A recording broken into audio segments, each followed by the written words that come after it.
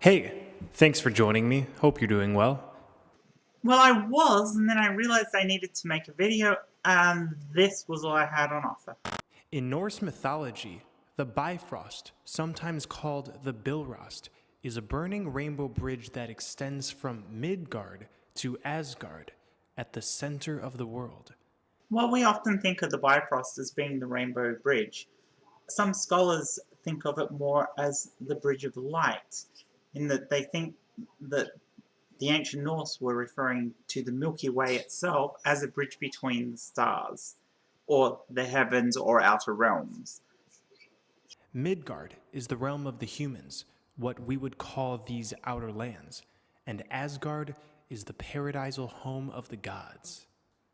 Asgard is a land more fertile than any other of the 9 worlds of Norse mythology, blessed with a great abundance of gold and jewels.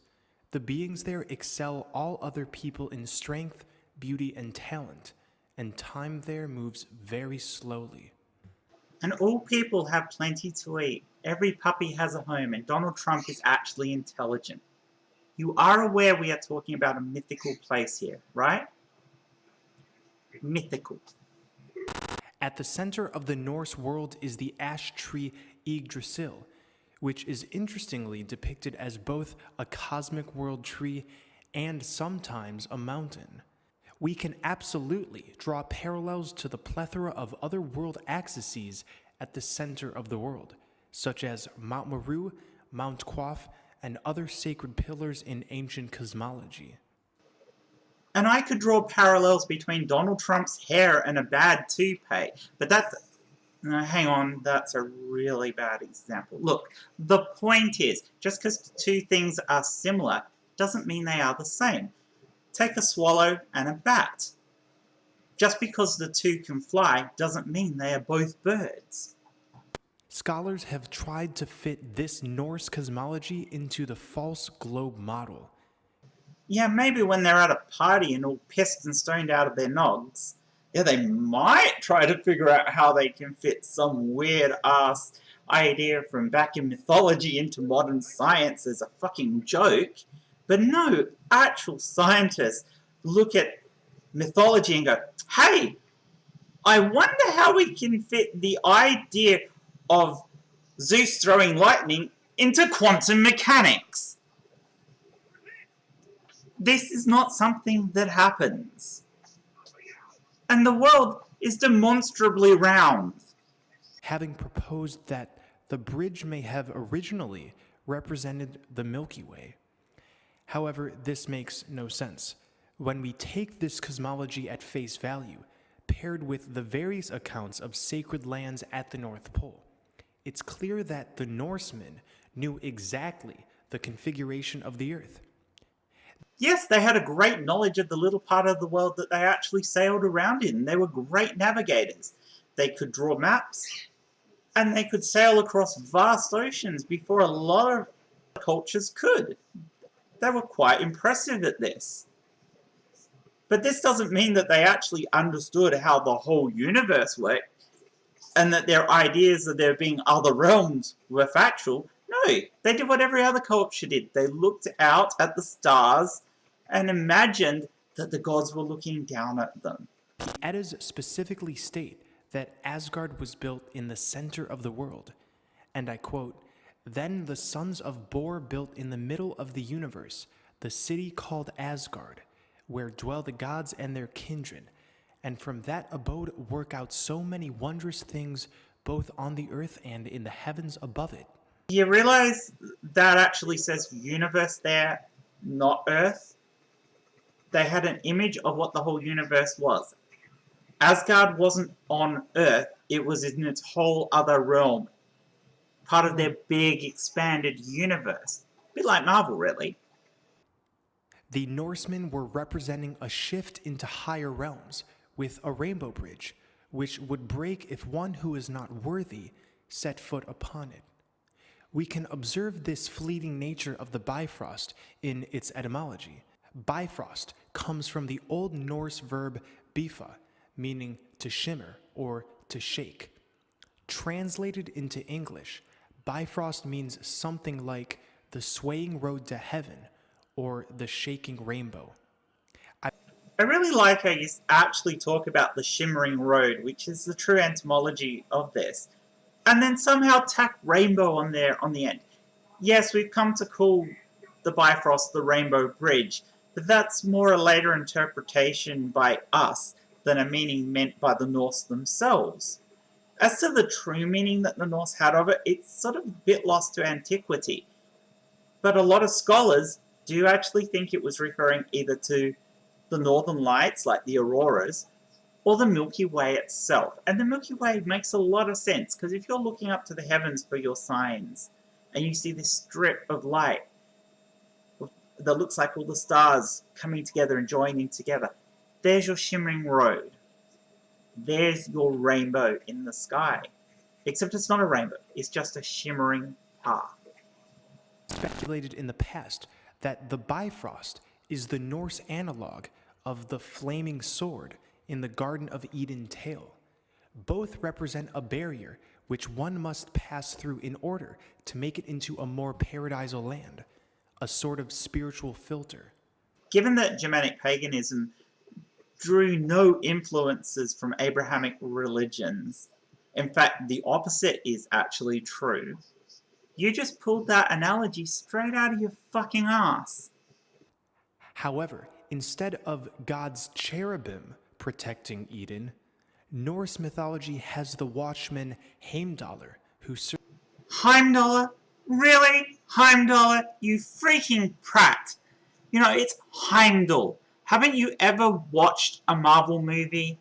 For fuck's sake, dude, it's not hard to look up online and find a video of a scholar actually saying these words so you can pronounce them correctly, instead of making yourself look like a complete and absolute imbecile. Although, of course, I actually think you might be a complete and absolute imbecile. as the guardian of the Bifrost. It's said that when the Rainbow Bridge was in danger, the gods were warned by the sound of Heimdallr's trumpet. For fuck's sake, dude, he didn't blow a trumpet. They weren't even invented back then. He blew a horn. Like the Norsemen, Middle Eastern religions for centuries have spoken of the North as a sacred land. In the scripture of the Mandean Gnostics of southern Mesopotamia, it's said that paradise lies beyond the gate at the North Pole, and ours is just one of 365 universes, and the Earth is flat and stands still. You know, dude, even if you're just trying to follow one religion and not this hodgepodge of throwing everything together in one great big melting pot, you have so many contradictions in, say, the Bible, that it's impossible for it to all be true. In fact, it's most likely that none of it is true. And you are creating an even bigger problem for yourself by going, oh, I'll have a little bit from column A and a bit from column B, and I'm going to put it all in this great big pot, and I'm going to mix it all together, I'm going to tip it all out and see what happens. None of this makes sense if you try to do this. It's not possible. People in different cultures had different ideas because they had different things around them to draw from. They don't fit together. None of these ancient cultures had a true image of what the universe was like. We don't even fully understand the universe, and probably won't for many generations. We just have a better image now than we did then, and people in the future will hopefully have a better image than we do now. Stop looking back to find your answers. The answers are being found now in science, and that's where you should be looking for your truths. According to the Sufi mystics, the Earth of the Soul is a region in the far north, the only region not to have been affected by the consequences of the fall of man. This region's color is green, its summit touches the lunar sphere, and is inhabited by the mysterious prophet Kadur. I'm going to guarantee that you butchered that prophet's name, just like you've butchered just about every other name that you've used in this video. But just because some culture mentions a mystical island or continent somewhere, doesn't mean it actually existed. Even before we were able to go into space and take satellite pictures of the Earth, sailors had sailed around a large amount of the Earth and done a lot of mapping. We knew what continents actually existed, even if they weren't mapped accurately. And we knew that these mythical places didn't exist, that they were just mythology, just places made up to fill in stories. Said in lore to have been a guide to Moses and Alexander the Great. The scholar Henry Corbin, an expert in Islamic studies, has related this Middle Eastern vision of a northern paradise to the Western tradition of the Holy Grail. It's said that the word Orient is interchangeable with North, which is not horizontal but a vertical pull.